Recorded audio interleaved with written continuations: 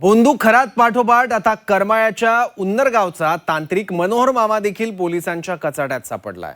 सोलापूर ग्रामीण पोलिसांनी कालच त्याच्या पुण्यातून मुसक्या आवळल्यात। स्वतःला बाळू मामाचा अवतारी पुरुष म्हणवणाऱ्या या मनोहर भोसलेच्या दरबारात अनेक राजकीय नेते आपलं भविष्य पाहण्यासाठी हजेरी लावायचे।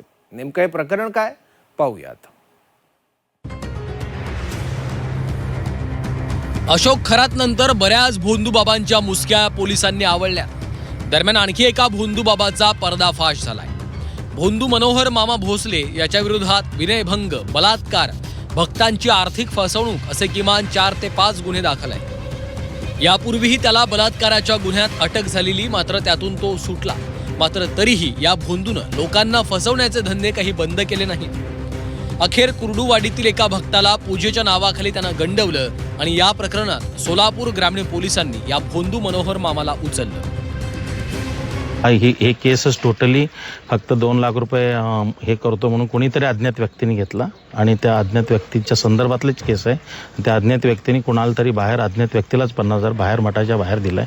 तो मठापर्यंत बी गेलेला नाहीये। कुर्डुवाडी पोलीस स्टेशन अंतर्गत 192/26 एक गुन्हा दाखल झालेला आहे। त्याच्यामध्ये फसवणूक आणि जादूटोणा कायद्यानुसार गुन्हा दाखल झालेला आहे। मुख्य आरोपी मनोहर मामा भोसले ह्याच्यावरती कंप्लेंट होतं की त्यांनी फसवणूक करून त्यांनी छळ केलेले, त्यानुसार गुन्हा दाखल झाले आणि त्यांना आम्ही ताब्यात घेतलेले, अटकेची कारवाई चालू आहे।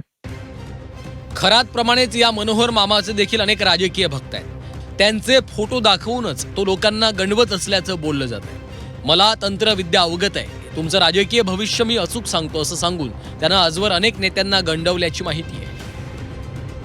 बाळू मामाचा अवतार म्हणवणारा हा भोसले मामा अर्थात मनोहर भोसले हा मूळचा उंदरगावचा जरी असला तरी तो अलीकडे ह्या पुण्या नजीकच्या मांजरीत स्थायिक झाला होता। तिथंच त्याने त्याचा मठ बांधून आपला भक्तांचा दरबार तिथं भरत असे आणि त्याचे भक्तांना प्रभावित करण्याचे अनेक काही फंडे होते। त्यातलाच एक फंड म्हणजे तो तुमच्या खिशातल्या नोटांचे नंबर सांगायचा। एवढंच काय तर तुमची प्रिय व्यक्ती जी आहे तिचा मोबाईल नंबरही तुम्हाला तुमच्या तोंडावर सांगायचा। त्यामुळे भक्त मंडळी अक्षरशः प्रभावित होऊन जायची आणि त्याच्या नादाला लागून तो जे काही म्हणेल तसं करायचे। राजकारणातलं भवितव्य अनेकदा बेभरवशाचं असल्यानं भले भले नेते या असल्या भोंदू तांत्रिकाच्या नादाला लागतात आणि त्यातूनच मग त्यांचा भक्तगण फैलावत जातो। खरात संदर्भातही तेच झालं आणि या मनोहर भोसले संदर्भातही तेच पाहायला मिळालं। त्यामुळे आता अशा या भोंदू बाबांचा पर्दाफाश करून त्यांना योग्य तो धडा शिकवण्याची मागणी होताना दिसतेय।